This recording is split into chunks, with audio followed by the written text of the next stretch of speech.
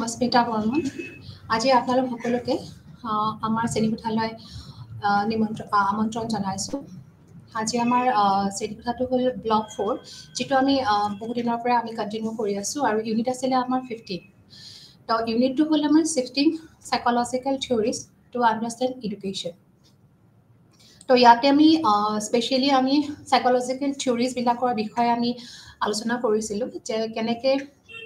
Education মানে শিক্ষা জগতখন বুজিবৰ কাৰণে আমাক এডুকেশ্যনৰ দৰকাৰ কিমান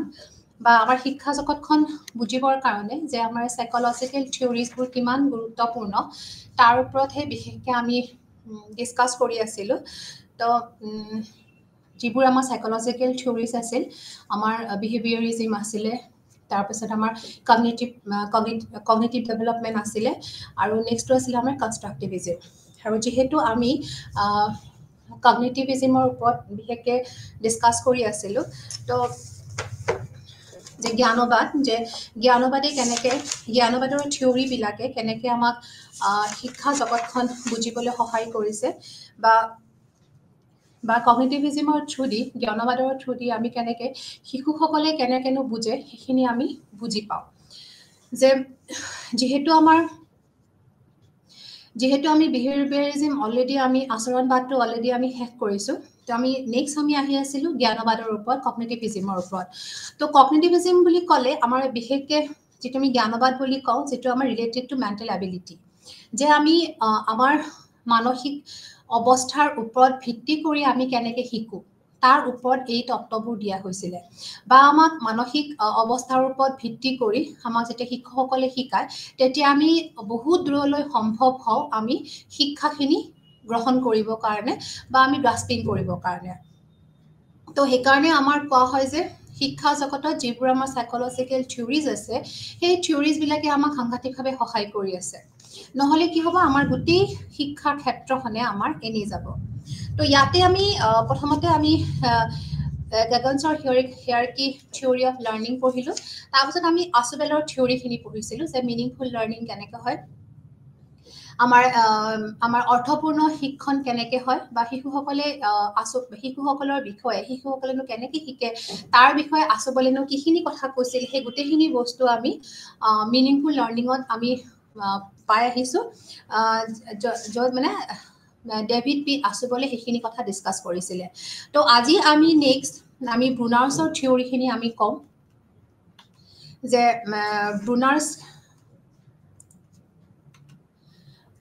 আমি জেৰম ব্ৰুনাৰ্ছৰ বিষয়ে ক'ম যে জেৰম ব্ৰুনাৰ্ছ কোন আছিল, তেওঁনো কি ধৰণৰ থিয়ৰি ওলাইছিলে, তেওঁ থিয়ৰি অফ লাৰ্ণিংটো যিটো ওলাইছিলে সেইটো সাংঘাতিকভাৱে আমাৰ কাৰণে খুব দৰকাৰীপূৰ্ণ, বা এই থিয়ৰিবিলাকৰ ওপৰত বেছ কৰি আমাৰ কাৰিকুলামবোৰ কনষ্ট্ৰাক্ট হৈছে, বা এই থিয়ৰিবিলাকৰ ওপৰত বেছ কৰি আমাৰ যিবোৰ আমাৰ টিচিং লাৰ্ণিং মেটেৰিয়েল সেইবোৰ হৈছে, বা আমাৰ টিচিং যিবোৰ পদ্ধতি আছে, শিক্ষণ পদ্ধতি আছে, সেইবোৰ আমি ফ'ল' কৰিব পাৰোঁ। তো এজ এ হোল এই এনেকুৱা ধৰণৰ মনোবিজ্ঞানী কেইজনে আমাক খুব সাংঘাতিকভাৱে আমাক সহায় কৰি আহিছে যে আমি শিশু এজনৰ মানসিক ষ্টেটৰ ওপৰত আমি যেতিয়া বা তেওঁ নলেজ কেনেকৈ লয় সেইখিনিৰ ওপৰত যেতিয়া আমি ষ্টাডি কৰোঁ। তো জেৰম ব্ৰুনাৰ এজন আমেৰিকান মনোবিজ্ঞানী আছিল। তেওঁ তত্ত্বৰ পোষকতা কৰিছিল আৰু তেওঁৰ জন্ম হৈছিলে 1915 চনত আৰু তেওঁৰ মৃত্যু হৈছিলে তেওঁৰ 1915 চনতে জন্ম হৈছিলে। তো যেতিয়া তেওঁ বিশেষকৈ কিছুমান তেওঁ মানসিক ক্ষমতাৰ বিকাশৰ ওপৰত গুৰুত্ব দিছিল,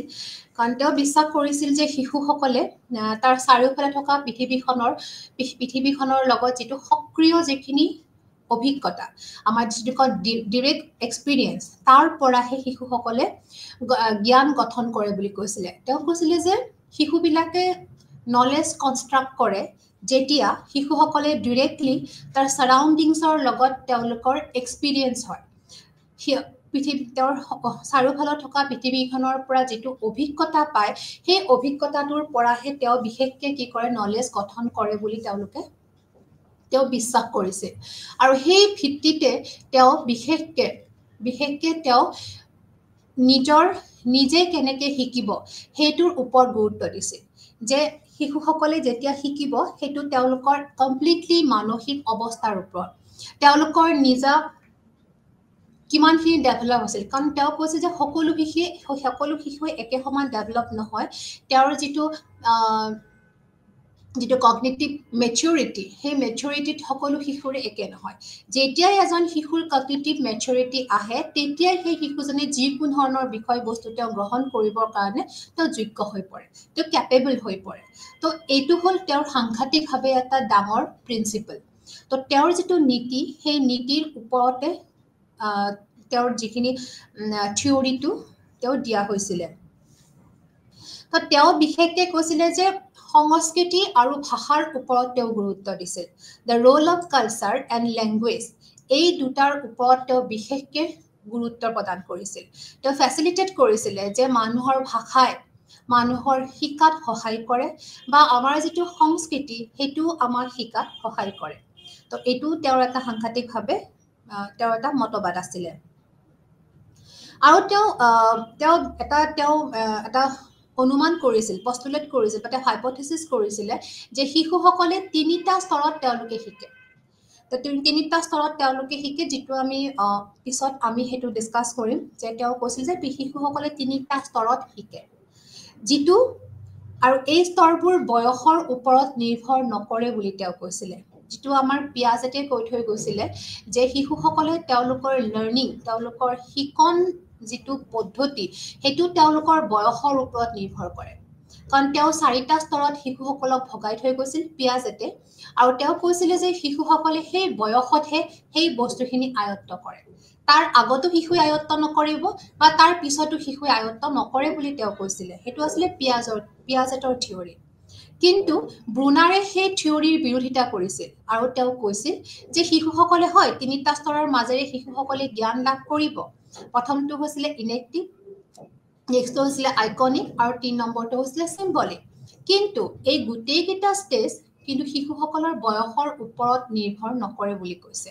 তেওঁ কৈছিলে যে শিশুসকলে যিকোনো বয়সত যিকোনো বস্তু শিকিব পাৰিব খালি সেই শিশুটোৰ কগনিটিভ মেচুৰিটি আহিব লাগিব লগতে শিশুটোক বুজাবলৈ আমি কিছুমান প্ৰপাৰ এৰেঞ্জমেণ্ট কৰিব লাগিব প্ৰপাৰ কিছুমান ইনষ্ট্ৰাকশ্যন দিব লাগিব যদি আমি সেই ইনষ্ট্ৰাকশ্যনবোৰ শিশুটোৰ বয়স হিচাপে শিশুটোৰ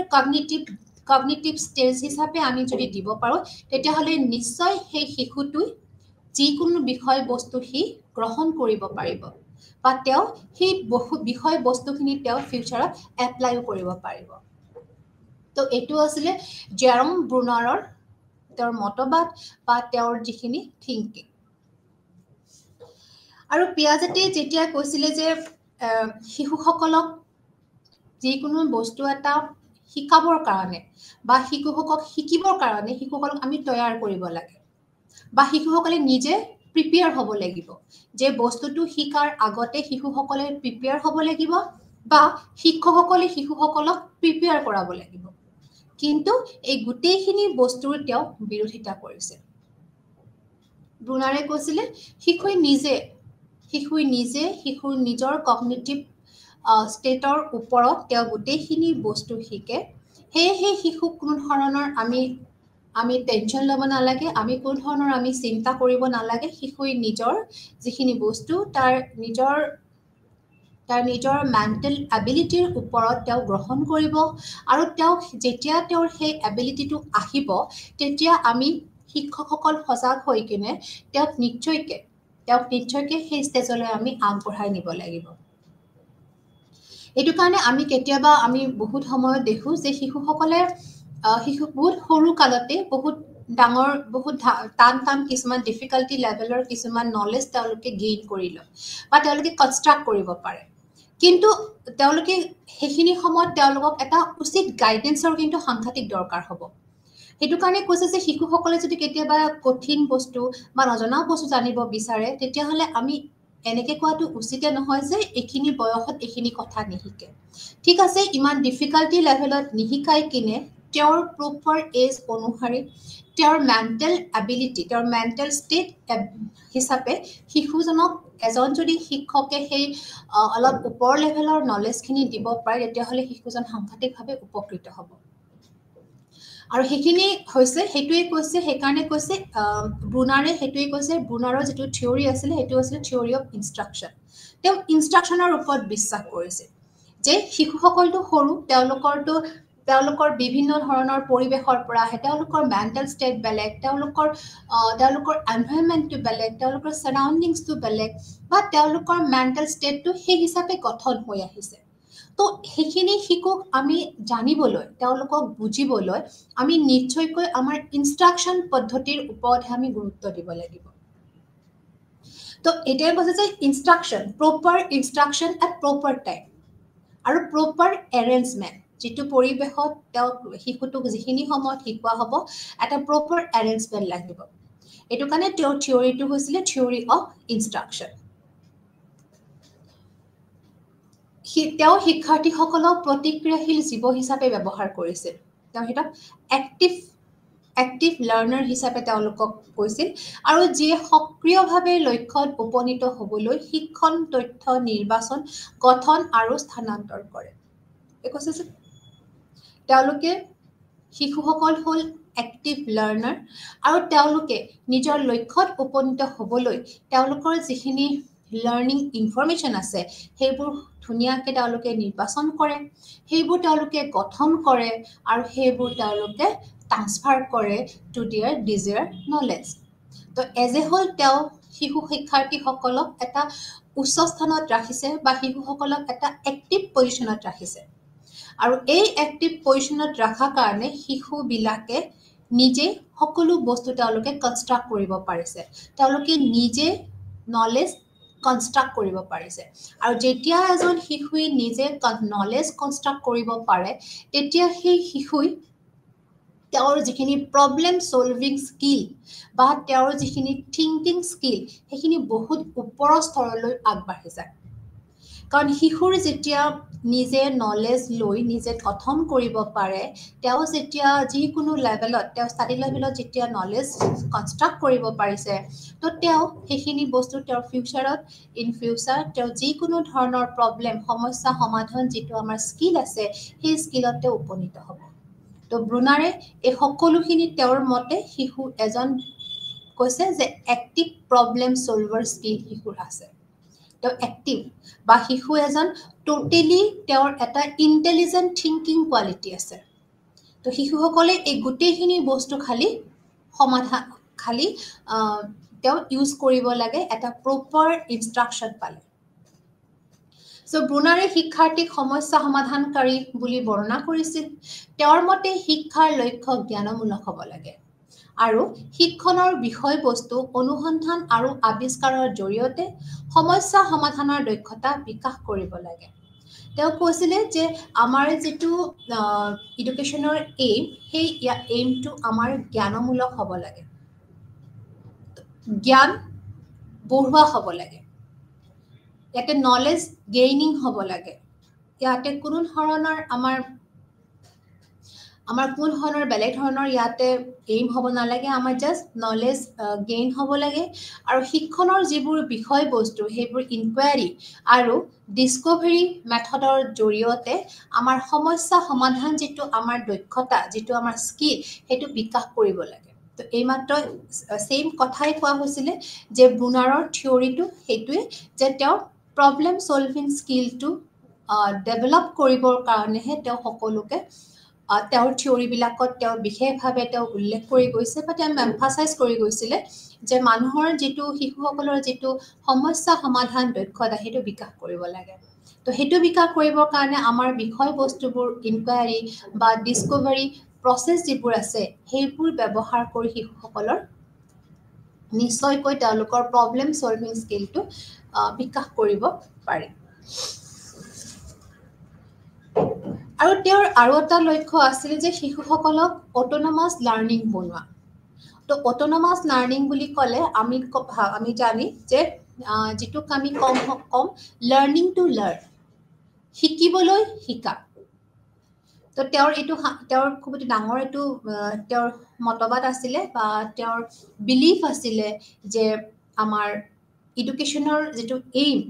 এইম অফ এডুকেশ্যন সেইটো হ'ব লাগে to make the people autonomous learning but to create the learner to autonomous learner তো autonomous learner to hall learning to learn শিকিবলৈ শিকে তো সেইটো এটা বেলেগ ধৰণৰ আমাৰ স্কিল শিকিবলৈ কিবা এটা নতুন ধাৰণা বা কিবা এটা নতুন ইনফৰমেশ্যন বা যিকোনো এটা নতুন ধৰণৰ কথা যদি শিকিবৰ কাৰণেও আমাক কি কৰিব লাগিব শিকাব লাগিব নহলে শিশুবিলাকে ভাবিব যে নতুন বস্তু শিকাৰ তেওঁলোকৰ কোনো অধিকাৰ নাই বা তেওঁলোকৰ কোনো লাহে ইচ্ছা নোহোৱা হ'ব কাৰণ তেওঁলোকে জানিব যে নতুন বস্তুটো শিকাৰ কাৰণে তেওঁলোকৰ যোগ্যতা নাই বা নতুন বস্তু শিকাবৰ কাৰণে তেওঁলোকৰ উচিত ইনষ্ট্ৰাক্টৰ নাই বা তেওঁলোকৰ মনত যিখিনি নতুন বস্তুৰ কাৰণে প্ৰথমতেতো সকলো শিশুৰে এনথুচিয়াষ্টিক মাইণ্ড থাকে তেওঁলোকে জানিব বিশ্বাস কৰে তেওঁলোকে শিকিব বিশ্বাস কৰে কিন্তু সেইখিনি সময়ত যদি তেওঁ প্ৰপাৰ গাইডেন্স নাপায় তেওঁ যদি প্ৰপাৰ এজন ফেচিলিটেটৰ নাপায় তেওঁ যদি প্ৰপাৰ এজন তেওঁৰ গাইড নাপায় তেতিয়াহ'লে শিশুজনে নিশ্চয়কৈ লাহে লাহে তেওঁ এইটোৱে বিলিভ কৰিব যে তেওঁ শিকিবলৈ তেওঁৰ কোনো ইচ্ছা নাই বা তেওঁৰ শিকিবলৈ তেওঁৰ আগ্ৰহটো নোহোৱা হৈ যাব এইটো কাৰণে কৈছে যে অটোনমাছ লাৰ্ণাৰ শিকিবলৈ কাৰণেও শিকাব লাগে বুলি কৈছে আৰু তেওঁৰ কিছুমান কথাত তেওঁৰ যিটো আমাৰ জেৰম ব্ৰুনাৰ আমেৰিকান মনোবিজ্ঞানী আছিলে তেওঁ আৰু কিছুমান ক্ষেত্ৰত তেওঁ পিয়াজেটৰ বিৰোধিতা কৰিছিলে আৰু কিছুমান ক্ষেত্ৰত তেওঁ ভাইগটস্কিক তেওঁ অনুকৰণ কৰিছিলে বা তেওঁৰ কিছুমান মত ভাইগটস্কিৰ মতৰ লগত মিলিছিল কাৰণ ভাইগটস্কিও আমাক লেংগুৱেজৰ ওপৰত তেওঁ লেংগুৱেজৰ ওপৰত তেওঁ বিশেষকৈ তেওঁৰ থিয়ৰিটো কৈ গৈছিলে যে ভাষাই কেনেকৈ মানুহক শিক্ষণত সহায় কৰে ঠিক তেনেকৈ ব্ৰুনাৰেও কৈছিলে যে তেওঁৰ যিটো আমাৰ ভাষা এই ভাষাটোৱে কেনেকৈ আমাক কি কৰিব এটা কানেকশ্যন দিব পৰিৱেশৰ যিটো উত্তেজনা আৰু ব্যক্তিৰ যিটো সঁহাৰি এই দুটাৰ মাজত যিটো ভাষাই এটা সম্পৰ্ক গঠন কৰে তো এইটো ব্ৰুনাৰৰ এইখিনি যিখিনি মতবাদ আছিলে ব্ৰুনাৰৰ যিটো এইটো মত আছিলে সেইটো ভাইগটস্কিৰ লগত মিলিছিলে কাৰণ ভাইগটস্কিয়েও ছেইম কথা কৈছিলে ভাষাৰ ডেভেলপমেণ্টৰ ওপৰত গুৰুত্ব দিছিল আৰু ছেইম ব্ৰুনাৰ্ছেও তেওঁ ভাষাই যে আমাৰ পৰিৱেশৰ লগত মানুহৰ যিটো সম্পৰ্ক সেই সুসম্পৰ্কৰ গঠনটো তেওঁ কৰিছিলে বা সেই সুসম্পৰ্কটোৰ বিকাশ কৰিবৰ কাৰণে ভাষা যে ইয়াতে মাজত যে এটা ধুনীয়া যে জৰিয়া মানে এটা কানেকশ্যন হৈ আছে সেইটো তেওঁ ভালকৈ বুজাই দিছে তো সেইকাৰণে তেওঁ ভাইগটস্কিৰ লগত কিছুমান কথাত তেওঁৰ মিল আছিলে আৰু তেওঁ বিশেষকৈ বিশ্বাস কৰিছিল কৰ্মৰ ওপৰত তেওঁ বিশেষকৈ বিচাৰ কৰিছিল লাৰ্ণিং বাই ডুয়িঙৰ ওপৰত তেওঁ কৈছিলে যে শিশু এজনে নিজে কাম কৰিহে শিকিব তেওঁ ভাবি থাকিলে নহ'ব কাৰণ তেওঁ কৈছিলে যে শিশুসকলে যেতিয়া ইণ্টাৰনেল থিংকিং বুলি আমি যিটো কওঁ অকল ভিতৰৰ ফালে ভাবি থাকি শিশুসকলে কাম কৰিব নোৱাৰিব শিশুসকলে কি কৰিব দিছে কৰ্ম কৰিলেহে শিশুসকলে কি কৰিব যিকোনো বস্তু শিকিব পাৰে বুলি কৈছে আৰু তেওঁ সেইখিনি সময়ত তেওঁ বহু ধৰণৰ কথা কৈছে শিশুৱে যেতিয়া কৰ্মৰ থ্ৰুদি কৰে তেতিয়া তেওঁৰ চেঞ্চৰি অৰ্গেনবিলাক ইউজ হয় তো চেঞ্চৰি অৰ্গেনবিলাক যেতিয়া তেওঁৰ ইউজ হ'ব তেওঁ চেঞ্চৰি মটৰ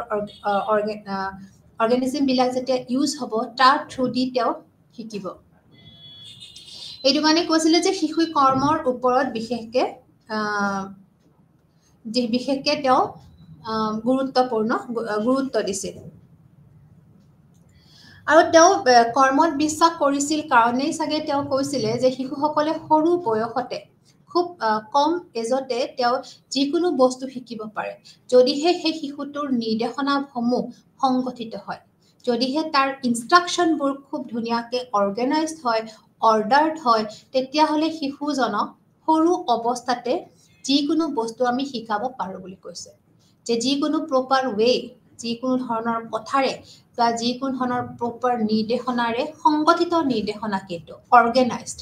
ডিছঅৰ্গেনাইজড ইনষ্ট্ৰাকশ্যন কেতিয়াও শিশুৰ ওপৰত দিব নালাগে নহ'লে কি হয় শিশুজন নিজে কনফিউজ হৈ যায় তো সেইকাৰণে কৈছে অৰ্গেনাইজ ইনষ্ট্ৰাকশ্যনসমূহ শিশুক যেতিয়া দিয়া হয় তেতিয়া শিশুসকলে নিজে শিকিব বা শিশুসকলে যিকোনো বস্তু যিকোনো সময়ত শিকিব পাৰে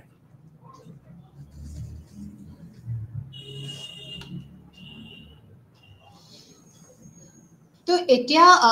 আমাৰ বিশেষকৈ আমি ক'ব লাগিব যে ব্ৰুনাৰে সেইকাৰণে তেওঁলোকৰ যিটো বিকাশৰ স্তৰ, যিটো জ্ঞানমূলক বিকাশৰ স্তৰ, কগনিটিভ ডেভেলপমেণ্টৰ যিটো আমাৰ স্তৰটো আছে, ষ্টেজেছবিলাক আছে, সেই ষ্টেজেছবোৰ বিশেষকৈ তেওঁ 3টা ষ্টেজত ভাগ কৰাইছে। প্ৰথমটো হ'ল ইলেক্টিভ ষ্টেজ, যাক আমি সক্ৰিয় পৰ্যায় বুলি কওঁ। 2 নম্বৰটো আইকনিক পৰ্যায়। 3 নম্বৰটো আমাৰ প্ৰতীকী পৰ্যায়, যাক আমাক চিম্বলিক ষ্টেজ বুলি আমাৰ কোৱা হয়। তো বিশেষকৈ ইয়াতে আমি ক'ব পাৰোঁ যে যিটো আমাৰ সক্ৰিয় পৰ্যায়, সি হৈছে আমাৰ কৰ্মৰ জৰিয়তে জ্ঞানৰ প্ৰতিনিধিত্ব কৰে। গতিকে যেতিয়া আমি শিশু এটাই কৰ্ম কৰে, কৰ্ম কৰিলে তাৰ যিটো তাৰ চেঞ্চৰি অৰ্গেন, সেই চেঞ্চৰি অৰ্গেনৰ থ্ৰু দিয়ে শিশুটোৱে কমপ্লিটলি শিকিব। শিশুটোৱে সকলো জ্ঞান তেওঁ অট'মেটিকেলি ল'ব, আৰু শিশুটোৰ যিটো চেঞ্চৰি অৰ্গেনৰ যিখিনি কনচেপ্ট, সেইটো আমাৰ যিটো প্ৰায় আমাৰ মিলা যায় আমাৰ পিয়াজেটৰ যিটো চেঞ্চৰি মটৰ ষ্টেজ আছিলে, সেই ষ্টেজটোৰ লগত প্ৰায় আমি ইয়াক মিলাব পাৰোঁ। কাৰণ পিয়াজেটেও কৈছিলে যে শিশু এজনে প্ৰথমতে তেওঁৰ যিটো সংবেদনশীল অৰ্গেনবোৰ আছে, সেই অংগবিলাক আছে, সেই অৰ্গেনবিলাকেৰে তেওঁ টাচ কৰি স্মেল লৈ বা তেওঁ ফিল কৰি কিনে বস্তুটো শিকে। আৰু তেতিয়া সৰু ল'ৰা ছোৱালীবোৰে প্ৰত্যক্ষ আভ্যন্তৰীণ প্ৰতিনিধিত্ব নোহোৱাকৈ বস্তুবোৰ খেলি মেলি কৰে। গতিকে তেতিয়া শিশুবিলাকে যিকোনো বস্তু মেনিপুলেট কৰিব পাৰে। তেওঁলোকে কিন্তু ইণ্টাৰনেল একো নাজানে, তেওঁ আভ্যন্তৰীণ কোনো ধৰণৰ একো কথা নাজানে। তেওঁ খালি যিকোনো ধৰণে শিশুবিলাকে বস্তুবোৰ খেলি মেলি কৰি থাকিব, মেনিপুলেট কৰি থাকিব। যিকোনো তেওঁৰ হাতত বস্তু দিয়া হয়, তেওঁ চেলেকিব পাৰে, তেওঁ হাতেৰে টাচ কৰিব পাৰে, তেওঁ যিকোনো ধৰণৰ কাম কৰিব পাৰে এটা বস্তুৰ ওপৰত, আৰু সেই বস্তুটোৰ ওপৰত লাহে লাহে তেওঁ জ্ঞান অৰ্জন কৰিব। এইটো কাৰণে কৈছিলে তেওঁৰ ভিতৰত আভ্যন্তৰীণ কি ধৰণৰ বস্তু আছে তেওঁ নাজানে, কিন্তু তেওঁ বস্তুবোৰ লিৰিকি বিদাৰি গোটেইখিনি বস্তু তেওঁ আয়ত্ত কৰিবলৈ শিকিব। আৰু একেদৰে চিন্তাধাৰা শাৰীৰিক কাৰ্যৰ ওপৰত নিৰ্ভৰ কৰে। শিশুই কৰ্মৰ জৰিয়তেহে শিকে। তো প্ৰথমটো হ'ল একদম সৰু শিশু, যিটো আমাৰ 0ৰ পৰা 1 year শিশুবিলাকে অকল তেওঁলোকে নিজৰ চেঞ্চৰি মটৰ ওপৰত ডিপেণ্ড কৰিহে শিকে। আৰু চেঞ্চৰি মটৰেৰে যিখিনি কাম কৰে, সেই কামখিনিৰ জৰিয়তে তেওঁলোকে শিকে, বা তেওঁলোকে সকলো বস্তু তেওঁলোকে আয়ত্ত কৰে। এইকাৰণে কৈছে অংগৰ প্ৰতিক্ৰিয়াৰ দ্বাৰা যিবোৰ জ্ঞানসমূহ তেওঁলোকে ষ্ট'ৰ কৰে। অংগৰ প্ৰতিক্ৰিয়াৰ দ্বাৰা যিখিনি নলেজ পাব, সেইখিনি নলেজে তেওঁলোকে ষ্ট'ৰ কৰিব। আৰু সেনেকৈ পিয়াজেটৰো সেই যিটো প্ৰথম স্তৰটো বিশেষকৈ আছিলে 0ৰ পৰা 2 বছৰলৈ। আৰু তাতেও কি হৈছিলে, শিশুসকলে নিজৰ যিখিনি সংবেদনশীল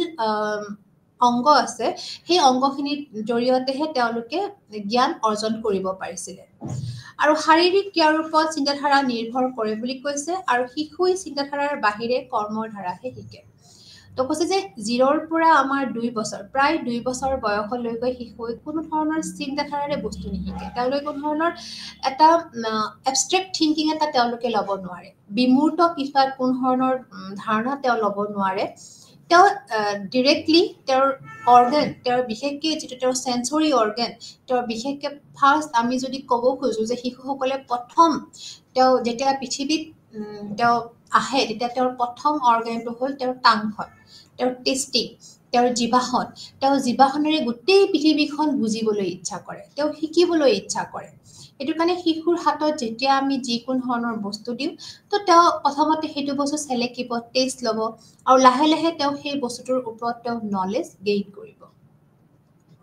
তো এইটো ক্ষেত্ৰত তেওঁ কমপ্লিটলি বিশেষকৈ তেওঁ পিয়াজেটৰ যিটো আমাৰ চেঞ্চৰি মটৰ ষ্টেজ আছে, সেই ষ্টেজটোৰ লগত তেওঁৰ কিছুমান মতবাদ ইয়াতে মিল খাইছে।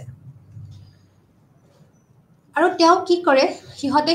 যিবোৰ শিশু আছে, সেই শিশুবিলাকে কি কৰে, যিখিনি ইনফৰমেশ্যন তেওঁলোকে পায়, যিখিনি তেওঁলোকে নলেজ পায়, যিখিনি তেওঁলোকে ধাৰণা পায়, মানে ফিজিকেল একশ্যনৰ থ্ৰুদি, যিখিনি একশ্যনৰ থ্ৰুদি যিখিনি তেওঁলোকে ইনফৰমেশ্যন পায়, সেই ইনফৰমেশ্যন তেওঁলোকে ডিক'ড কৰে, তেওঁলোকে সহজকৈ ভাঙি লয়, আৰু তেওঁলোকে মন মগজুত সেইখিনি ষ্ট'ৰ কৰি ৰাখে। এইটো কাৰণে কোৱা হৈছে যে সেঞ্চৰী অৰ্গেনেৰে যিখিনি তেওঁলোকে নলেজ পায়, যিখিনি শাৰীৰিক ক্ৰিয়াৰ থ্ৰুদি তেওঁলোকে যিখিনি ধাৰণা পায়, তেওঁলোকে যিখিনি ইনফৰমেশ্যন পায় বা শাৰীৰিক ক্ৰিয়াবোৰৰ যিখিনি নলেজ সেইখিনি তেওঁলোকে ডিকোড কৰে। তো তেওঁলোকে সেইখিনি যেতিয়া সহজকে তেওঁলোকে সহজকে ভাঙি লয়, ভাঙি কিনি সেইখিনি তেওঁলোকে তেওঁলোকৰ মন মগজুত ধুনীয়াকে গঠন কৰি লয়। আৰু কেতিয়াবা আমি দেখো যে যিটো আমাৰ সক্ৰিয় পৰ্যায় আছে, ইনএক্টিভ ষ্টেজ আছে, সেইখিনি বস্তু আমি আমি অকল শিশুসকলৰ ক্ষেত্ৰতে নহয়, সেইখিনি আমি কেতিয়াবা অকল মেচিয়ৰ কিছুমান আমি ডাঙৰ মানুহৰ ক্ষেত্ৰতো দেখা যায় যে তেওঁলোকেও কেতিয়াবা নিজৰ শাৰীৰিক কৰ্মৰ থ্ৰুৰে সেই বস্তু নলেজটো জ্ঞানটো তেওঁলোকে গ্ৰহণ কৰে বা জ্ঞানটো তেওঁলোকে ল'ব পাৰে। তো সেইখিনি সময়ত আমি যেতিয়া ডাঙৰ মানুহে যেতিয়া এডাল্ট মানুহবোৰে মেচিয়ৰ এডাল্ট পাৰ্চনবিলাকে যেতিয়া বাই শিকে বা এনেকুৱা ধৰণৰ কেতিয়াবা বস্তু শিকে, তেতিয়াও তেওঁ বিশেষকে অলপমান তেওঁলোকৰ শাৰীৰিক ক্ৰিয়াৰ ওপৰত ভিত্তি কৰি কেতিয়াবা বস্তুখিনি শিকে। তো এইটো কাৰণে কৈছে যে যদিও আমাৰ 0ৰ পৰা 1 বছৰলৈ হৈছে, তথাপিতো তেওঁলোকে কেতিয়াবা আমাৰ মেচিয়ৰ মানুহবিলাকে সেইটো ষ্টেজ সেইখিনি সেনেকে তেওঁলোকে শিকিব পাৰে।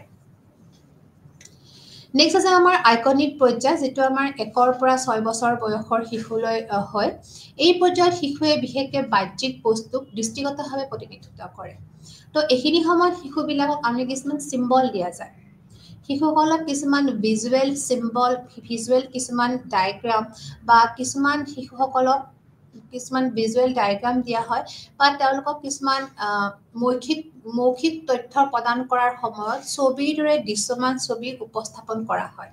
আৰু তেতিয়া কি হয়, তেওঁলোকে সেই ছবিটোৰ লগত কিছুমান ইমেজ তেওঁলোকক দিয়া হয়, আইকন দিয়া হয়, সেই ইমেজবিলাকৰ লগত তেওঁলোকে ৰিলেট কৰে। প্ৰথমতে তেওঁলোকে সেঞ্চৰী মটৰ অৰ্গেনেৰে নলেজ জ্ঞান কৰিলে, এইবাৰ তেওঁলোকে কিছুমান আইকন বা কিছুমান ড্ৰয়িং বা কিছুমান ছবিৰে তেওঁলোকে বস্তুবোৰ ৰিলেট কৰে। তো সেইটো কাৰণে কোৱা হৈছে আইকনিক পৰ্যায়ত বিশেষ কৰে সেঞ্চৰী ইমেজত ৰাখি থৈ দিয়ে, যিবোৰ আমাৰ দৃশ্য তেওঁলোকে পায়, সেইখিনি তেওঁলোকে সেঞ্চৰী ইমেজত ৰাখি থৈ দিয়ে।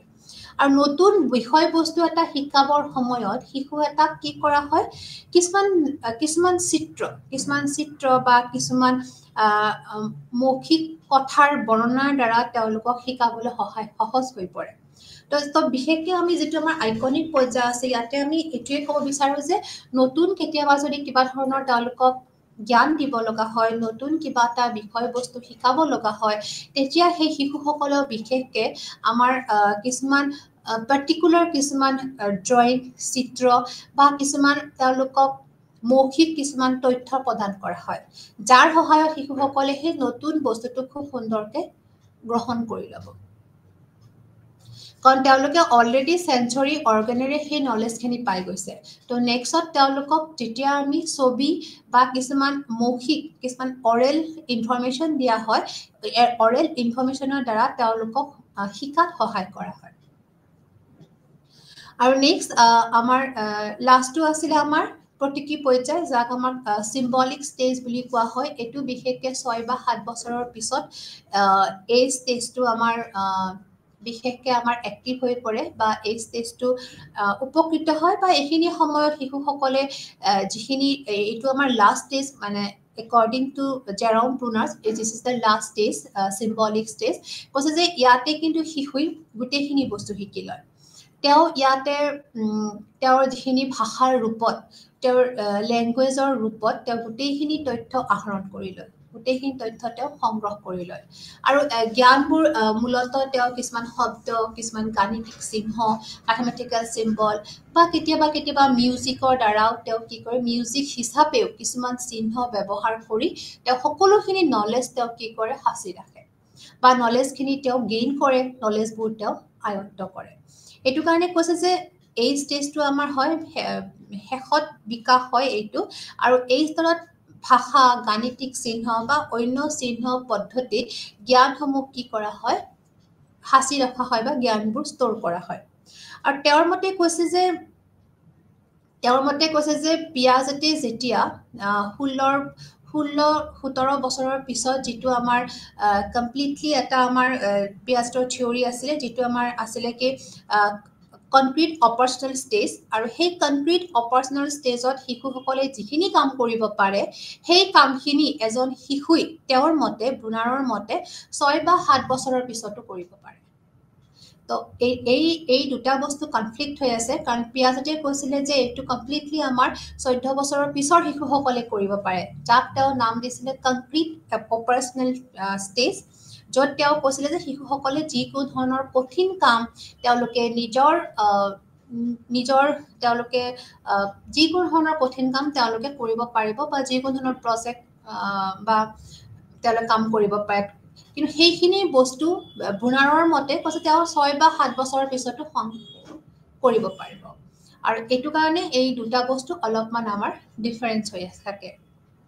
কাৰণ ব্ৰুনাৰে বাৰ বাৰ কৈছিলে যে শিশু এজনে যিকোনো ধৰণৰ বস্তু শিকিব পাৰিব যদিহে তেওঁক আমি প্ৰপাৰ ইনষ্ট্ৰাকশ্যন দিব পাৰোঁ। তেওঁ সেই বস্তুটো শিকাৰ কাৰণে তেওঁ 14 বা 15 বছৰলৈ তেওঁ ৱেইট কৰিব নালাগে। যদি শিশু এটাক আমি খুব সহজভাৱে, খুব নমনীয়ভাৱে শিশু এজনক যদি আমি কিছুমান উচ্চ স্তৰৰ জ্ঞান আমি দিব পাৰোঁ, খুব টেকফুলি, খুব ফ্লেক্সিবলভাৱে, খুব নমনীয়ভাৱে, বা খুব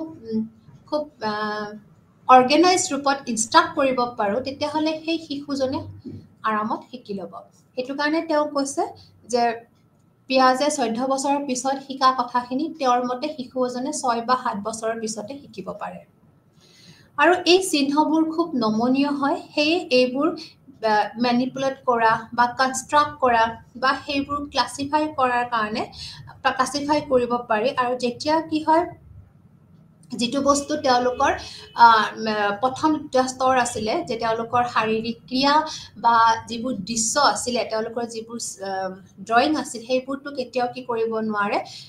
মেনিপুলেট কৰিব নোৱাৰে বা সেইবোৰ অৰ্গেনাইজ কৰিব নোৱাৰে। তো সেইবোৰত আমাৰ কিছুমান বাধ্যবাধকতা আহি আছিলে। কিন্তু যেতিয়া আমি চিম্বলিক ষ্টেজত আহি পৰোঁ, তো চিম্বলিক ষ্টেজত তেওঁলোকে নিশ্চয়কৈ যিবোৰ চিম্বল আছে সেইবোৰ তেওঁলোকে কি কৰিব পাৰে, অলপমান চেঞ্জ কৰিব পাৰে। তো এইটো কাৰণে কৈছে সেই দুটা প্ৰথম সক্ৰিয় পৰ্যায় আৰু আইকনিক পৰ্যায়ৰ যিখিনি বাধ্যবাধকতা, সেইখিনি আমাৰ কিন্তু প্ৰতিকী পৰ্যায়ৰ বাধ্যবাধকতা নাই। কাৰণ ইয়াতে যিবোৰ চিম্বল আছে সেইবোৰ আমাৰ কি হয়, মেনিপুলেট কৰিব পাৰি, সেইবোৰ নমনীয় বুলি কৈছে। সেইবোৰ যেনেকৈ ধৰণৰ ইচ্ছা হয় আমি সহজকৈ ল'ব পাৰোঁ। তো বিশেষকৈ তেওঁ কৈছিলে যে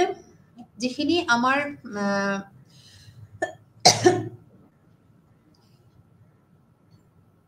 তেওঁ কৈছে যে শিশুসকলক কোন ধৰণৰ ৰেডিমেড নলেজ আমি দিব নালাগে বা দিয়াটো প্ৰয়োজনীয় নহয়, দিয়াটো অপ্ৰয়োজনীয়। খালি শিশুসকলে তেওঁলোকৰ পৰিৱেশটো চিলেক্ট কৰিব, তেওঁলোকে সেই হিচাপে প্ৰচেছ কৰিব, আৰু কিছুমান ইনফৰমেশ্যন তেওঁলোকে অৰ্গেনাইজ কৰিব। আৰু সেইবুলিকে তেওঁলোকক কি হৈছিলে, তেওঁলোকে পৰিৱেশৰ পৰা পাব, আৰু তেওঁলোকে সেইবোৰ নিজৰ মাজত ষ্ট'ৰ কৰিব ফিউচাৰত এপ্লাই কৰিবৰ কাৰণে। তো তেওঁ এজ এ হোল কৈছিলে যে শিশুসকলে যিখিনি নলেজ পাব সেইখিনি তেওঁক আমি খুব জোৰ কৰি বা তেওঁক আমি ৰেডিমেড নলেজ দিয়াটো একদমেই অনুচিত বুলি কৈছে। দিছ ইজ নট ফেয়াৰ যে আমি শিশু এজনক জোৰ কৰি তেওঁক কোনোবা এটা নলেজ দিওঁ। শিশুসকলে নিজে পৰিৱেশত যাব, তেওঁ তাতে শিকিব, তেওঁ তাতে প্ৰচেছ কৰিব, তেওঁ তাতে গেইন কৰিব, আৰু তেওঁ তাতে চুজ কৰিব।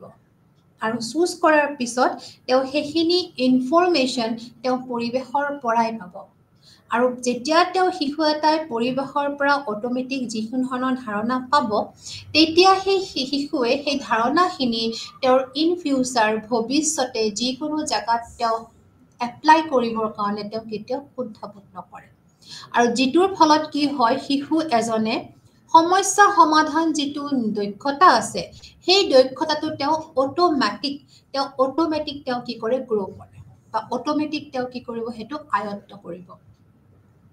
তো সেইটো কাৰণেই কোৱা হৈছে যে এই গোটেইকেইটা ষ্টেজত আমি আল্টিমেটলি এইখিনিয়ে পালোঁ যে শিশুসকলক আমি কেতিয়াও কি কৰিব নালাগে, তেওঁলোকৰ তেওঁলোকক আমি আওকাণ কৰিব নালাগে তেওঁলোকে যিকোনো বয়সত যিকোনো সময়ত প্ৰপাৰ ইনষ্ট্ৰাকশ্যনত তেওঁলোকক আমি শিকাব পাৰোঁ তথাপিতো তেওঁলোকৰ কিন্তু তিনিটা ষ্টেজৰ মাজেৰে যদি আমি তেওঁলোকক শিক্ষা দিব পাৰোঁ বা তেওঁলোকে যদি গ্ৰহণ কৰিব পাৰে তেতিয়াহ'লে তেওঁলোকৰ নলেজ যিটো কনষ্ট্ৰাকশ্যন সেইটো খুব সুন্দৰ হ'ব তো প্ৰথম পৰ্যায়টো হৈছে ইনেক্টিভ ষ্টেজেৰে 2 নম্বৰটো হৈছে আইকনিক ষ্টেজ আৰু 3 নম্বৰটো হৈছে আমাৰ চিম্বলিক ষ্টেজ এই তিনিটা পদ্ধতিৰ থ্ৰুৰে যদি তেওঁলোকক আমি জ্ঞান দিব পাৰোঁ আমি তেওঁলোকক শিকাব পাৰোঁ তেতিয়াহ'লে তেওঁলোকে নিশ্চয়কৈ উপকৃত হ'ব তো এতিয়া যদি আমি যদি কওঁ ভাষাৰ কি গুৰুত্বপূৰ্ণ ইয়াতে অৱদান আছে তো ভাষাই কি হ'লে আমাৰ কি হয় যিবোৰ আমাৰ বিমূৰ্ত ধাৰণা আছে এই সকলোবোৰ বিমূৰ্ত ধাৰণাবোৰৰ লগত ভাষাই কিন্তু খুব ধৰণে ডিল কৰি থাকে কাৰণ আমি নিশ্চয়কৈ জানো যে যিখিনি বস্তু আমি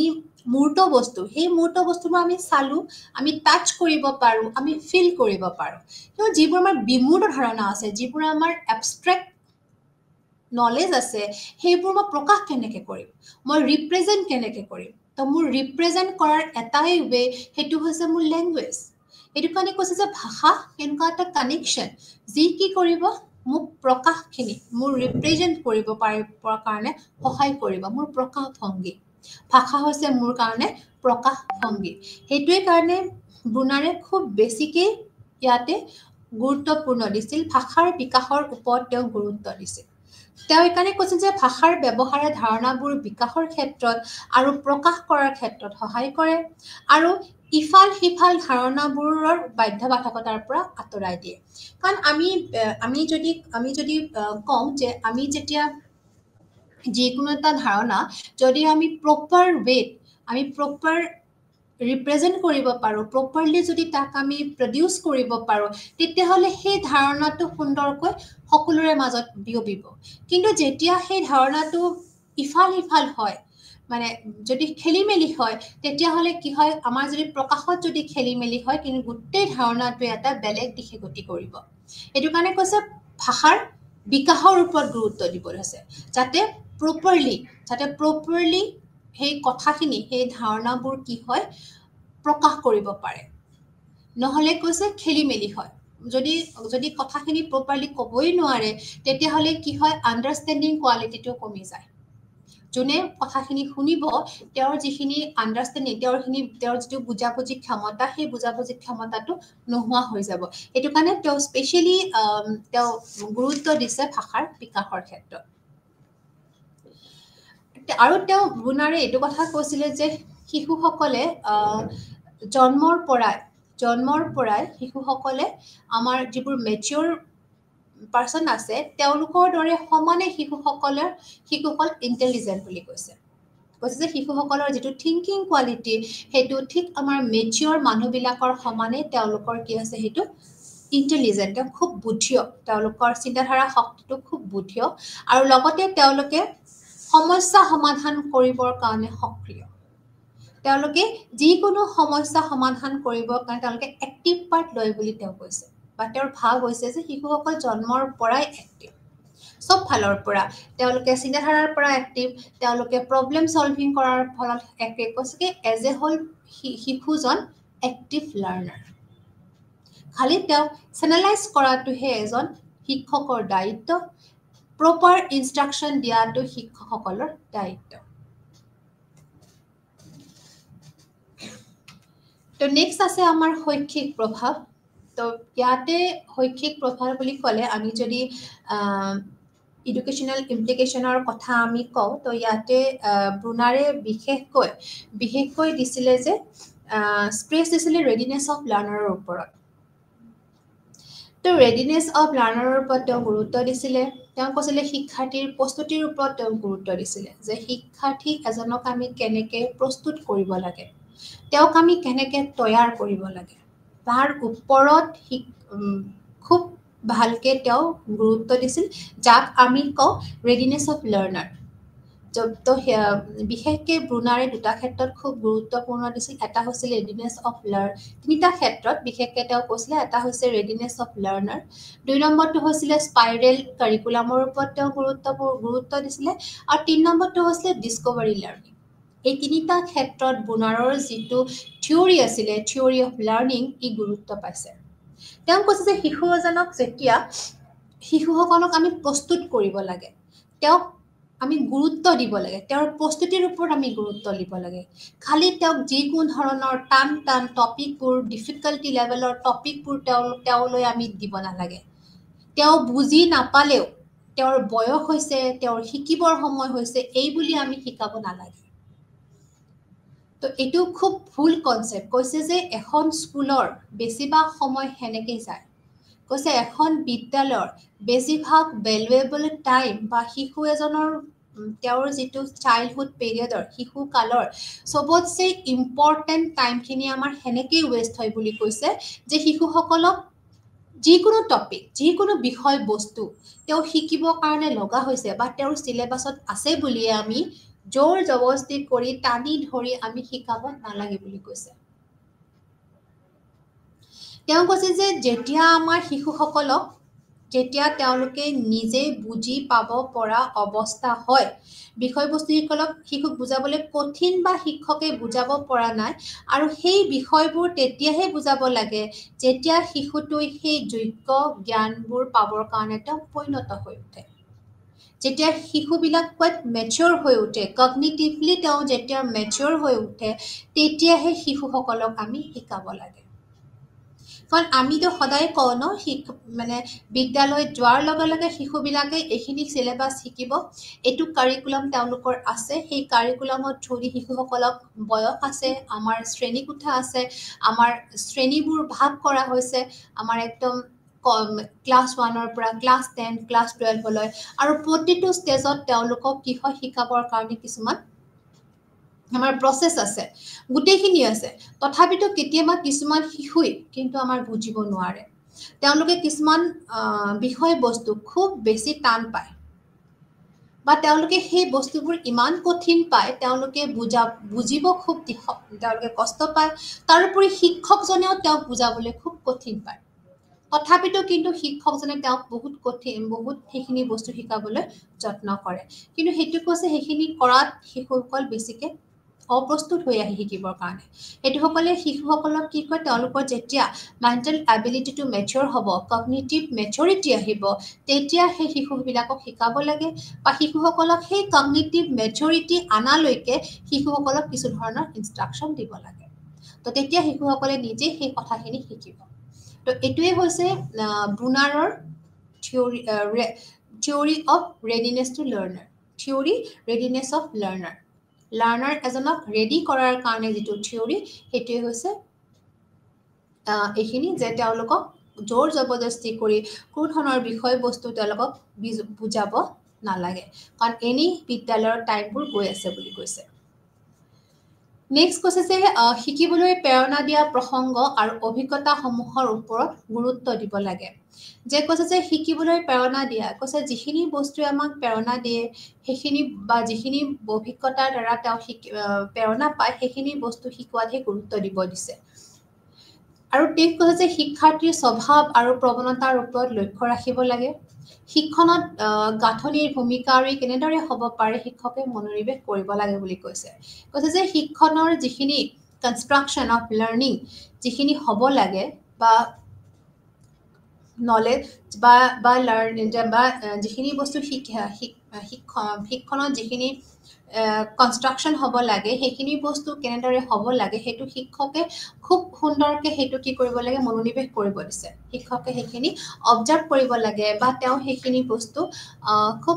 সাৰ্ভিলেন্সত থাকিব লাগে যে আসলতে শিক্ষণ গাঁথনিটো কেনেকুৱা হ'ব লাগে কনষ্ট্ৰাকচনটো কেনেকুৱা হ'ব লাগে কাৰণ roll of construction is very important কাৰণ সেইখিনি কনষ্ট্ৰাকচনটো সুন্দৰ হ'লেহে শিশুসকলে সুন্দৰকে বস্তুখিনি আয়ত্ত কৰিব তাৰোপৰি কৈছে শিক্ষণ সামগ্ৰী পাঠদান পদ্ধতিগত হ'ব লাগে তো এটো আমি সকলোৱে জানো যে এখিনি খুব ডিসিপ্লিন ভাবে খুব ধুনিয়াকে ডিসিপ্লিন ভাবে পদ্ধতিক সিস্টেমেটিক্যালি পাঠদানখিনি হ'ব লাগে কাৰণ ইয়াতে কোৱা গৈছে যে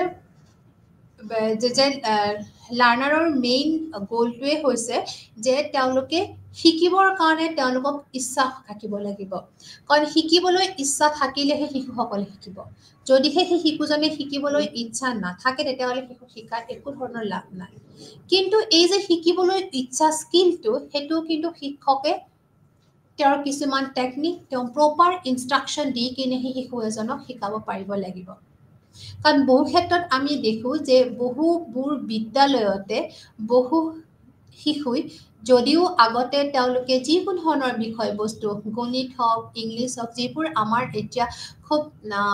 প্ৰব্লেমেটিক বিষয়বোৰ আছে সেইবোৰ শিকিবলৈ অপ্ৰস্তুত বা তেওঁলোকে শিকি ভাল নাপায় বা তেওঁলোকে স্ক'ৰ ভাল নকৰে বা তেওঁলোকে অলৰেডি তেওঁলোক সেই ছাবজেক্টকেইটাৰ ওপৰত ফেড আপ হৈ গৈছে তেওঁলোক কোনো ধৰণৰ তেওঁলোকৰ ইচ্ছা নোহোৱা হৈছে কিন্তু সেইখিনি সময়ত যদি তেওঁলোকে ভাল ইনষ্ট্ৰাকশ্যন থকা এজন শিক্ষকক পায়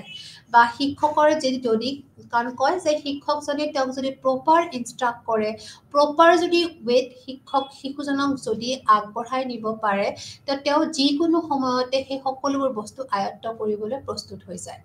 বা শিশুজনে পঢ়িবলৈ তেওঁৰ ইচ্ছা প্ৰকাশ কৰে বা তেওঁৰ মেথছৰ প্ৰতি যিখিনি তেওঁৰ ফবিয়া আছিলে সেই ফবিয়াখিনি তেওঁ বহু দূৰলৈকে তেওঁ কি কৰিব সেইখিনি ৰিমুভ কৰিব পাৰে বা তেওঁ সেইখিনি আঁতৰাব পাৰে নিজৰ ফালৰ পৰা তো এইকাৰণে কৈছে যে ইনষ্ট্ৰাকশ্যনটো সাংঘাতিক ইম্পৰ্টেণ্ট বা শিশুসকলক ডিজায়াৰটো শিকিবৰ কাৰণে যিটো মনৰ ইচ্ছা সেইটো গঠন কৰাটো আমাৰ ইনষ্ট্ৰাকশ্যনৰ ওপৰতে নিৰ্ভৰ কৰে বুলি কোৱা হৈছে তাৰোপৰি বিশেষকৈ ইয়াতে যিটো আমাৰ যিটো আমাৰ এইম বুলি কৈছে যে তেওঁৰ মতে শিক্ষাৰ উদ্দেশ্যটো হ'ব দিয়া জ্ঞান দিয়া নহয় তাৰ পৰিৱৰ্তে যিকোনো অৱস্থাতে শিশুৰ চিন্তাধাৰা আৰু সমস্যা সমাধান যিবোৰ স্কিল আছে সেইবোৰ গঠন কৰাহে কৈছে শিশু এজনক তেওঁ কৈছে যে আমাৰ যিটো এডুকেশ্যন আছে এডুকেশ্যনৰ মেইন এইম শিশুসকলক জ্ঞান দিয়া নহয় তো তেওঁৰ মেইন এইম হৈছে শিশুসকলক প্ৰব্লেম সলভিং স্কিলটো গঠন কৰা বা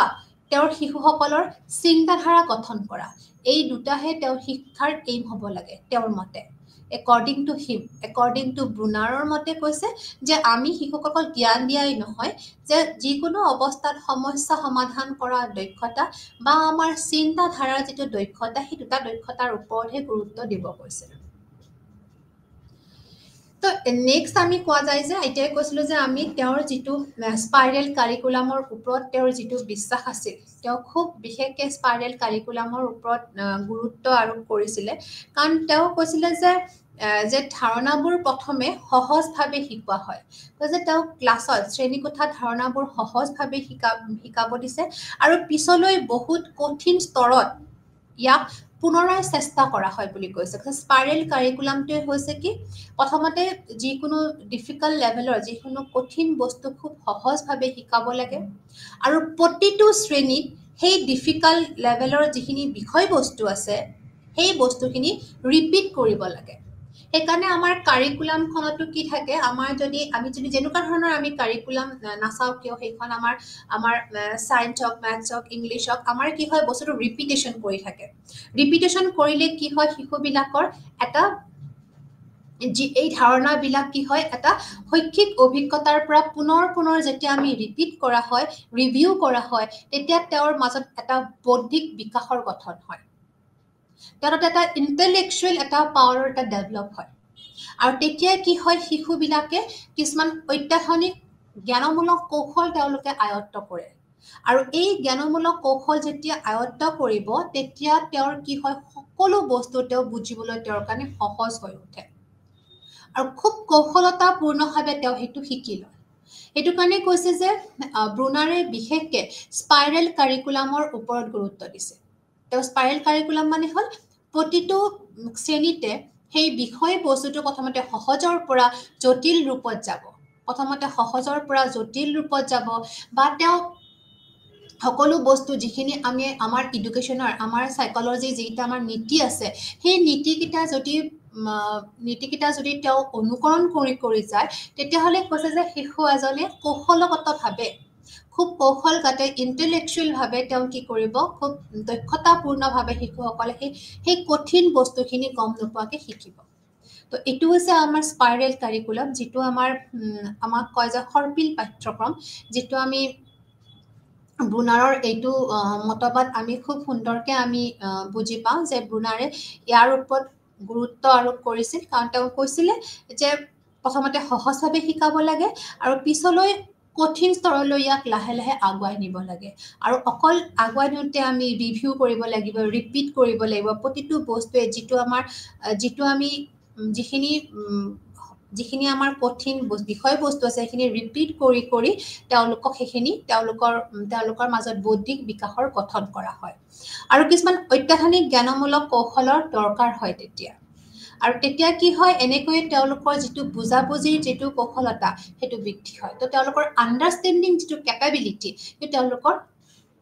তেওঁলোকৰ বৃদ্ধি হয়, বিকাশ হয়। তো কৈছে যে এইকাৰণে বিষয়বস্তুবোৰ ক্ৰমান্বয়ে কঠিনতা স্তৰত শিকোৱা হয় সৰ্পিলভাৱে। তো এইকাৰণে কৈছে যে ক্ৰমান্বয়ে খুব গ্ৰেজুৱেলি আমাৰ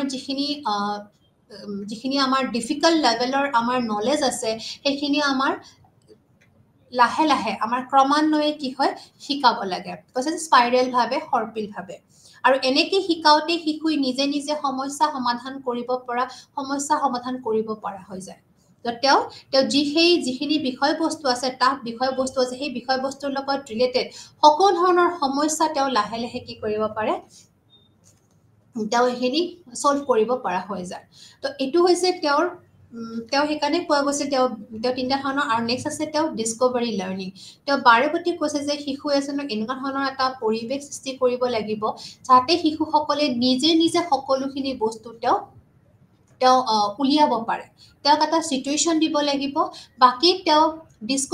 আৱিষ্কাৰ কৰিব পাৰিব লাগিব, লুকাই থকা বস্তু তেওঁ উলিয়াব পাৰিব লাগিব।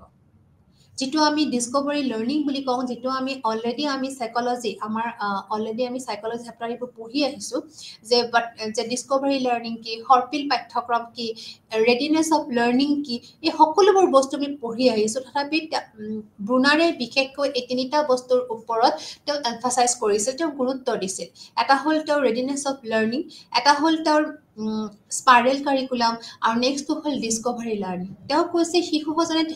সেইটো যেতিয়া ডিস্কভাৰী লাৰ্ণিঙৰ থ্ৰু দি শিকিব, তেতিয়া সেই শিশুৰ সেই নলেজটো তেওঁৰ যুগমীয়া হ'ব। আৰু তেওঁ সেই নলেজটোৰে তেওঁৰ ফিউচাৰত, তেওঁৰ ফিল্ডত, তেওঁৰ যদি এপ্লিকেশ্যন ফিল্ড থাকিব, সেই এপ্লিকেশ্যন ফিল্ডত তেওঁ নিশ্চয়কৈ কি হ'ব, সফলতা হ'ব, তেওঁ ছাকচেছ হ'ব। তেওঁ গোটেইখিনি যিকোনো ধৰণৰ সমস্যাৰ লগত তেওঁ যুঁজিব পৰাৰ ক্ষমতা আহিব, তেওঁ ফাইট কৰিব পাৰিব। আৰু তেওঁৰ যিকোনো ধৰণৰ সমস্যাৰ লগত তেওঁ কেতিয়াও কি হয়,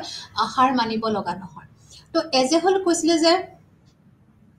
যিটো তেওঁৰ নীতি আছিলে সমস্যা সমাধান কৰা, স্কিল ডেভেলপ কৰা, সেই স্কিল ডেভেলপ কৰা নীতিবোৰ এনেকুৱা ধৰণৰ কিছুমান তেওঁৰ মতবাদৰ থ্ৰু দি কি হয়, এইটো ছাকচেছ হৈছে,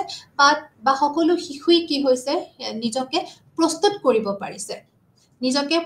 শিকাৰ কাৰণে প্ৰস্তুত কৰিব পাৰিছে, বা তেওঁৰ চিন্তাধাৰা বহুতখিনি ওপৰলৈ আগুৱাব পাৰিছে, বা শিশুজনক যিকোনো বয়সত,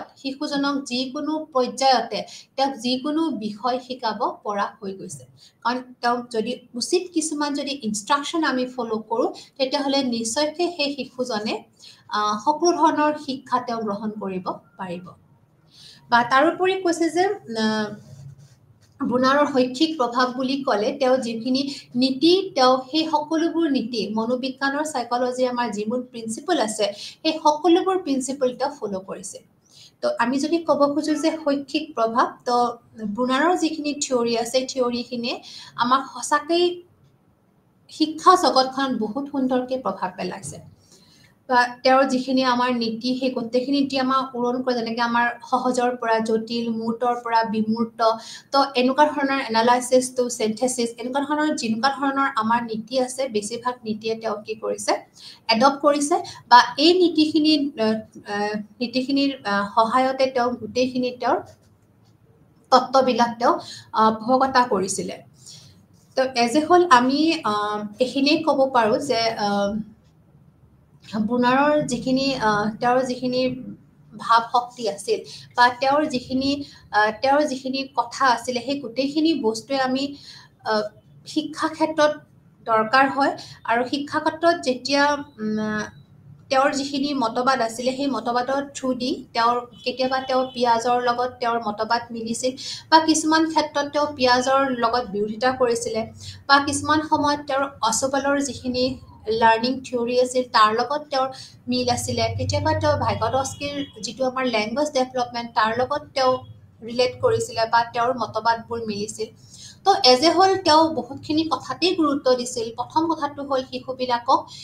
শিশুবিলাকক কি কৰিব লাগে প্ৰস্তুত কৰা শিশুসকলে নিজে প্ৰস্তুত হ'ব লাগিব শিকিবৰ কাৰণে খালি তেওঁক এটা প্ৰপাৰ পৰিৱেশ লাগিব কাৰণ তেওঁ আগতেই প্ৰথমতেই কৈ আহিছোঁ যে তেওঁ কৈছিলে যে পৰিৱেশৰ ডিৰেক্ট এক্সপিৰিয়েঞ্চৰ পৰা শিশুৱে নলেজ গঠন কৰে 2 নম্বৰ কথাটো হৈছিলে কি তেওঁ শিশুবিলাকক সদায় তেওঁ এইটোৱে কৈছিল যে শিশুসকলে ৰেডি হ'ব লাগিব যে তেওঁলোকে পঢ়াৰ কাৰণে তেওঁলোকে ৰেডি হৈ থাকিব নিজে নিজকে ৰেডি বনাব লাগিব যাক আমি অটোনমাছ লাৰ্ণিং বুলি কওঁ তাৰোপৰি তেওঁ কৈছিল যে যেতিয়া আমি পাঠ্যক্ৰম এটা প্ৰস্তুত কৰোঁ তেতিয়া আমি খুব বেছি আমি সজাগ হ'ব লাগিব আমি মনোনিৱেশ কৰিব লাগিব যিটো পাঠ্যক্ৰম সৰ্পিল পাঠ্যক্ৰমৰ থ্ৰুদে তেওঁ কৈছিলে যে শিশুসকলক আমি কৌশলগতভাৱে তেওঁলোকে বুজিবৰ কাৰণে তেওঁলোকে প্ৰস্তুত হৈ যায় বা তেওঁলোকে কৌশলগতভাৱে তেওঁলোকে বুজিব পাৰে বা শেষত তেওঁ এইটো কথাও কৈছিলে যে শিশুসকলে ডিস্কভাৰী লাৰ্ণিং যিটো আমি আৱিষ্কাৰ শিকন বুলি কওঁ আৱিষ্কাৰ শিকনৰ দ্বাৰাও শিশুসকলে গোটেইখিনি নলেজ তেওঁলোকে কি কৰিব পাৰে গ্ৰাছ কৰিব পাৰে বা তেওঁ আয়ত্ত কৰিব পাৰে আৰু এই এনেকুৱা ধৰণৰ যিখিনি নীতি অনুকৰণ কৰিলে সেই নীতিখিনিৰ দ্বাৰাও শিশুসকলে কি কৰিব পাৰে সকলো কঠিন বস্তু তেওঁলোকে উইদাউট প্ৰেছাৰ সকলো কঠিন ডিফিকাল্টি লেভেলৰ যিখিনি নলেজ আছে সেইখিনি যিখিনি আমাৰ ছাবজেক্ট মেটাৰ আছে সেইখিনি তেওঁ উইদাউট প্ৰেছাৰ তেওঁ খুব টেক্টফুলি বা খুব তেওঁলোকে ইনোভেটিভ ষ্টাইলত তেওঁলোকে এইখিনি শিকিব পাৰে বা তেওঁলোকে এইখিনি বুজিব পাৰে আৰু কোৱা গৈছিলে যে তেওঁলোকে যিখিনি নলেজ গেইন কৰে সেইখিনি তেওঁলোকৰ কি হয় ভৱিষ্যতে তেওঁলোকৰ যিকোনো স্তৰত যিকোনো এপ্লিকেশ্যন স্তৰত তেওঁলোকে সেইখিনি এপ্লাই কৰিব পাৰিব এইটো কাৰণে শিক্ষাৰ্থীসকলক শিকিবলৈ প্ৰেৰণা দিয়া প্ৰসংগ বা অভিজ্ঞতাসমূহৰ ওপৰতো তেওঁ গুৰুত্ব দিছে তো এইখিনি আমাৰ এজ এ হ'ল আমাৰ যিখিনি আমাৰ কমপ্লিট আমাৰ হ'ল যে শিশুসকলে যেতিয়া ইলেক্টিভ ষ্টেজত তেতিয়া তেওঁলোকে যেতিয়া মেথছ কৰিব লগা হয় বা যিকোনো ধৰণৰ উদাহৰণ চাব লাগে তেওঁলোকে জাষ্ট যদি মেথছৰ কিছুমান উদাহৰণ লাগে তেওঁলোকে কিছুমান কইনবিলাক ষ্টেক কৰি তেওঁলোকে কাউণ্ট কৰিব আৰু যেতিয়া তেওঁলোকে আইকনিক ষ্টেজলৈ আহে তেতিয়া কি কৰিব তেওঁলোকে মনতে সেই ষ্টেজবিলাক ভাবি ল'ব যে তেওঁলোকে কইন যোগ কৰি কেলকুলেশ্যন কৰিছে আৰু যেতিয়া তেওঁলোকে কমপ্লিটলি চিম্বলিক ষ্টেজত আহে তেতিয়া তেওঁলোকে কি কৰে ডাইৰেক্ট হাতেৰে তেওঁলোকে চিম্বলবিলাক লিখি এডিশ্যন মাইনাছ এইবোৰ কৰি বস্তুবোৰ শিকে তো এজ এ হ'ল এজন শিশুই তেওঁৰ নলেজটো কনষ্ট্ৰাক্ট কৰে এই তিনিটা লেভেলৰ থ্ৰুৰে তো এইখিনি আজি আমাৰ ব্ৰুনাৰৰ থিয়ৰিটো শেষ হ'ল তো নেক্সট আমি ছ'চিয়েল কগনিশ্যনৰ ওপৰলৈ আগবাঢ়িম তো ধন্যবাদ নমস্কাৰ